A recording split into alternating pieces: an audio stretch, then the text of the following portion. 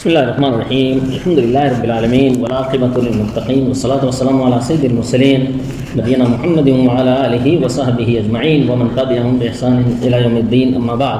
محترم سامعین کرام، آج کا جو خطبہ ہوا ہے وہ ہود علیہ السلام کی قوم عاد کے متعلق ہوا ہے، اور ہمیں ان قصوں کو بھائیوں غور سے سننا چاہیے۔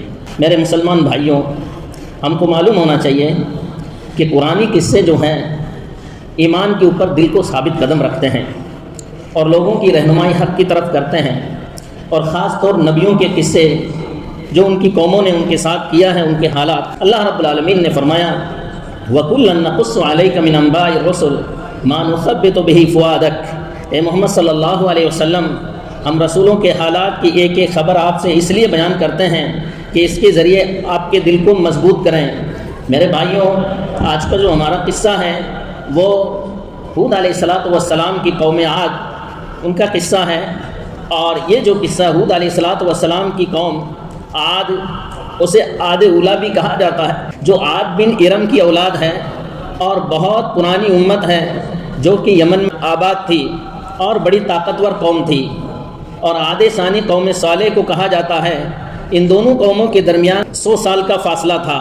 اللہ رب العالمین نے اس قوم کو بہت زبردست قوت عطا کی، اور یہ نوح علیہ السلام کے بعد جو ہے اس کا ذکر آتا ہے۔ اللہ رب العالمین نے فرمایا وَاذْكُرُوا إِذْ جَعَلَكُمْ خُلَفَاءَ مِنْ بَعْدِ قَوْمِ نُوحٍ وَزَادَكُمْ فِي الْخَلْقِ بَسْطَةً۔ یاد کرو جب اللہ رب العالمین نے تمہیں قوم نوح کے بعد زمین کا جانشین بنایا اور دوسروں کے مقابل میں تمہیں نعمتیں اور کھیتیاں اور قوت جسامت عطا کی، اسی طاقت کے بلبوتے پر انہوں نے ظلم کیا۔ اللہ رب العالمین نے فرمایا وَإِذَا بَطَشْتُمْ بَطَشْتُمْ جَبَّارِينَ، جب تم کسی کی گرفت کرتے ہو تو بڑی ظالمانہ گرفت کرتے ہو۔ اور بلکہ انہوں نے کہا تھا مَنْ أَشَدُّ مِنَّا قُوَّةً، ہم سے زیادہ طاقتور اور کون ہو سکتا ہے۔ اللہ رب العالمین نے اس قوم کی رہنمائی کے لیے ہود علیہ السلام کو بھیجا۔ اللہ رب العالمین کا ارشاد ہے وَإِلَىٰ عَادٍ أَخَاهُمْ هُودًا قَالَ يَا قَوْمِ اعْبُدُوا اللَّهَ مَا لَكُم مِّنْ إِلَٰهٍ غَيْرُهُ أَفَلَا تَتَّقُونَ۔ اور ہم نے عاد کی طرف ان کے بھائی ہود کو بھیجا۔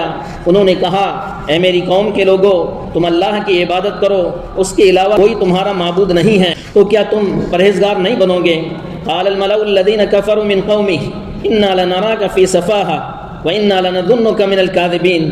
قوم کے ان سرداروں نے کہا جنہوں نے کفر کی راہ اختیار کی، کہا کہ ہم تجھے بیوقوف سمجھتے ہیں اور بے شک ہم تجھے جھوٹا سمجھتے ہیں، کیونکہ تو نے باپ دادا کے دین بتوں کی عبادت کو چھوڑ کر کے ایک اللہ رب العالمین کی طرف تو نے دعوت دی۔ ہود علیہ السلام نے جواب دیا قال یا قوم لیس بی سفاہة ولکنی رسول من رب العالمین ابلغکم رسالات ربی وانا لکم ناصح امین۔ اے میری قوم کے لوگوں، میں بیوقوف نہیں ہوں، بلکہ میں تو اللہ رب العالمین کا بھیجا ہوا رسول ہوں۔ میں تو تمہیں اپنے رب کے پیغامات پہنچا رہا ہوں، اور میں تمہارا امانت دار خیر خواہ ہوں۔ اواجبتم ان جاءکم ذکر من ربکم علی رجل منکم لینذرکم، کیا تم اس بات پر تعجب کرتے ہو کہ تمہارے پروردگار کی طرف سے تمہارے پاس نصیحت ایک ایسے آدمی کے ذریعے آئی ہے جو تمہیں میں سے ہے، تاکہ وہ تمہیں برے انجام سے ڈرائے۔ وَاذْكُرُوا إِذْ جَعَلَكُمْ خُلَفَاءَ مِنْ بَعْدِ قَوْمِ نُوحٍ وَزَادَكُمْ فِي الْخَلْقِ بَسْطَةً فَاذْكُرُوا آلَاءَ اللَّهِ لَعَلَّكُمْ تُفْلِحُونَ۔ ہود علیہ السلام نے اپنی تقریر جاری رکھتے ہوئے کہا أَتَبْنُونَ بِكُلِّ رِيعَةٍ تَعْبَثُونَ، تم آخرت سے کتنے غافل اور دنیا میں تم کس قدر منہمک ہو گئے ہو کہ آپس میں فخر اور صرف کھیل تماشے کی نیت سے ہر اونچی جگہ پر بے فائدہ ایک یادگار تعمیر بنا ڈالتے ہو، جس میں وقت، قوت جسمانی اور اپنے دولت کو برباد کرتے ہو۔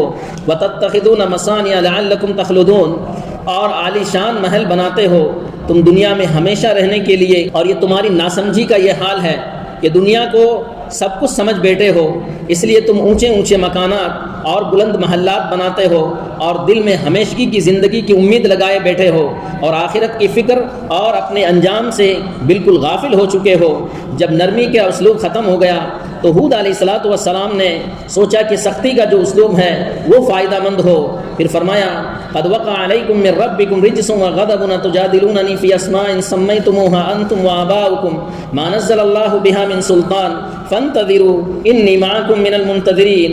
ہود علیہ السلام نے کہا تمہارے پروردگار کی طرف سے تم پر عذاب اور اس کا غضب ثابت ہو چکا ہے، کیا تم مجھ سے ایسے بتوں کے ناموں کے بارے میں جھگڑتے ہو جو تم نے اپنے آبا و اجداد سے رکھ لیے تھے، جن کے لیے اللہ رب العالمین نے کوئی دلیل نہیں اتاری؟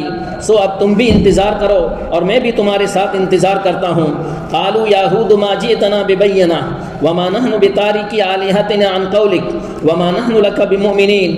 انہوں نے کہا اے ہود تو ہمارے پاس کوئی دلیل تو لایا نہیں، اور ہم صرف تیرے کہنے سے اپنے معبودوں کو چھوڑنے والے نہیں ہیں، نہ ہم تجھ پر ایمان لانے والے ہیں، بلکہ ہم تو یہ کہتے ہیں کہ ہمارے بعض معبودوں نے تمہیں کسی بیماری میں مبتلا کر دیا۔ ہود علیہ السلام نے جواب دیا قال انی اشہد اللہ واشہد انی بریء مما تشرکون من دونہ فکیدونی جمیعا ثم لا تنظرون۔ میں اللہ کو گواہ بناتا ہوں اور تم لوگوں کو بھی گواہ بناتا ہوں کہ میں تمہارے شرکاء سے بیزار ہوں۔ اللہ رب العالمین کو چھوڑ کر سب کے سب مل کر میرے خلاف جو تدبیر کر سکتے ہو کرو، مجھے مہلت نہ دو۔ میرا بھروسہ صرف اللہ رب العالمین پر ہے جو میرا اور تم سب کا پروردگار ہے۔ جتنے بھی جاندار ہیں ان سب کی پیشانی وہی تھامے ہوئے ہیں، یقیناً میرا رب بالکل سیدھے راستے پر ہے۔ واتقوا الذی امدکم بما تعملون، اور اس ذات سے ڈرو جس نے تمہیں وہ سب کچھ دیا ہے جو تم جانتے ہو۔ تم چوپائے دیے گئے، اولاد دیے گئے اور باغات اور چشمے دیے گئے۔ تمہارے بارے میں ایک بڑے دن کے عذاب سے میں ڈرتا ہوں۔ قوم کے لوگوں نے جواب دیا قالوا سواء علینا اوعظت ام لم تکن من الواعظین، چاہے تو نصیحت کر یا نہ کر، ہمیں اس سے کوئی فرق نہیں پڑتا ہے، یہ تو بس پرانے لوگوں کی عادت ہے اور ہمیں عذاب نہیں دیا جائے گا۔ ہود علیہ السلام اپنی قوم کو بڑے عمدہ انداز میں دعوت دیتے تھے، مگر قوم کے لوگ نے ہود علیہ السلام کو دھمکی دیتے ہوئے کہا فاتنا بما تعدنا ان کنت من الصادقین، اے ہود بس اگر تو سچا ہے تو عذاب لے آ جس کا تو ہم سے وعدہ کرتا ہے۔ اللہ رب العالمین نے قوم عاد کے تکبر اور غرور کو بیان کرتے ہوئے فرمایا فاما عاد فاستكبروا في الارض بغیر الحق وقالوا من اشد منا قوة اولم يروا ان الله الذي خلقهم هو اشد منهم قوة وكانوا بآياتنا يجحدون۔ چنانچہ قوم عاد نے زمین میں ناحق تکبر کرنا شروع کر دیا اور کہا کہ ہم سے زیادہ طاقتور کون ہے؟ کیا انہیں یہ بات سمجھ میں نہیں آئی کہ بے شک اللہ جس نے انہیں پیدا کیا وہ ان سے زیادہ طاقتور ہے، اور وہ لوگ ہماری نشانیوں کا انکار کرتے تھے۔